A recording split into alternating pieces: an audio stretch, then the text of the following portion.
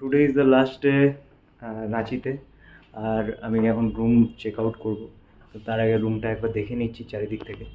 তো ব্যাপারটা হচ্ছে এখন আমার একটা জায়গায় যেতে হবে, সেখান থেকে আমার রাতে 10:30টাতে ট্রেন, এরকম একটা প্ল্যানিং আছে। দেখি তার মাঝখানে যদি কোনো অবকাশ পাই কোথাও যাব, না হলে কোথাও না কোথাও থাকার ব্যবস্থা করব বা স্টেশনেই ওয়েট করব।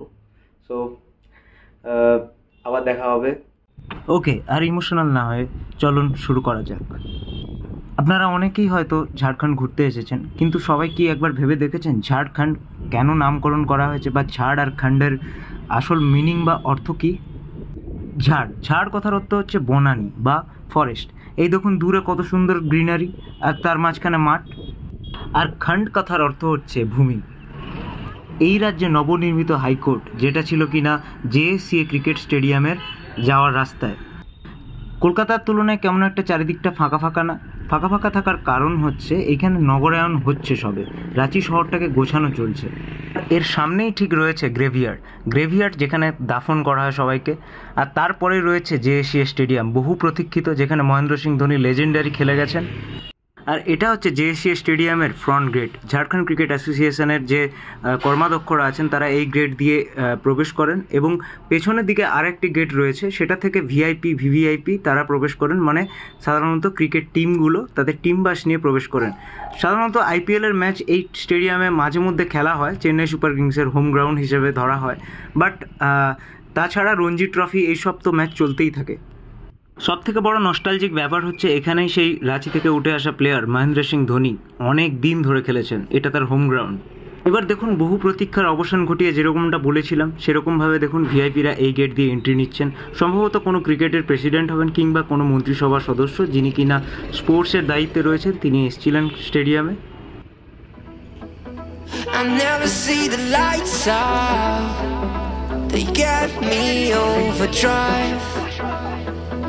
Fancy on a fast car. This is how you make me feel. Don't stress me now. এবার কে বলুন এমএস ধোনি আনটোল্ড স্টোরি দেখেছেন? ছোট্টু ভাইয়ার কথা মনে আছে? তার যে দোকান প্রাইম স্পোর্টসের দোকান, যেটা হচ্ছে সিটি সেন্টার মোড়ের কাছে প্রাইম স্পোর্টসের দোকান, সেই দোকানটাই এইটাই হচ্ছে সেই দোকানটা যেটা মহেন্দ্র সিং ধোনি, যেটা কিনা মহেন্দ্র সিং ধোনির উত্থানের পেছনে যার মূল হাত ছিল তার দোকান। এবার হচ্ছে দুপুরবেলা আমি অনেকটা ঘোরার পরে এবার খাওয়া দাওয়ার পালা। আমি এসে গেছি বিরসা চক থেকে এয়ারপোর্ট খুব কাছাকাছি, মাত্র 2-3 কিলোমিটারের ডিস্টেন্স। আর বাইরে গেলে ফুটপাতের দোকানে খাওয়ার মজাই আলাদা, কারণ ফুটপাতের দোকানে যেটা লোকাল ফুড সেটা আপনি পেয়ে যাবেন। আর লোকালে বলতে ফুড যেটা ভাতই সাধারণত পাওয়া যায় ঝাড়খণ্ডে।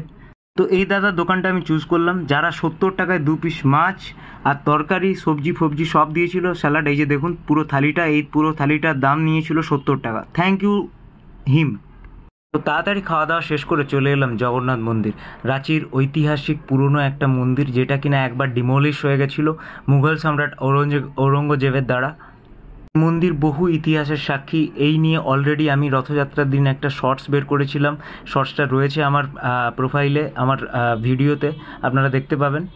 এই মন্দিরটা পুরীর মন্দিরের আর্কিটেকচারের ধাঁচে একইভাবে বানানো, যেটা কিনা একজন রাজা প্রতিস্থাপিত করেছিল, এবং পরে ঔরঙ্গজেব 16 দশকে এটাকে ভেঙে দেন, এবং 1910 সালে আমার মনে হয় এটা আবার নতুন করে গড়া হয়, একই রকম পুরীর মন্দিরের আদলে। আর এখানে পুরীর মন্দিরের তুলনায় ভিড় কম থাকলেও ভেতরে ঢুকলে আপনি বুঝতে পারবেন কতটা স্নিগ্ধতা, কতটা পবিত্রতা মন্দিরে সবসময় বিরাজ করে। আর সমস্ত ভক্তরা যারা স্থানীয় তারা সবসময় এখানে থাকে। এখানে বিয়ে বাড়ি থেকে সমস্ত কিছুই হয়, বিয়ে দেওয়াও হয় এখানে। দেখুন অলরেডি একটা বিয়ে চলছে।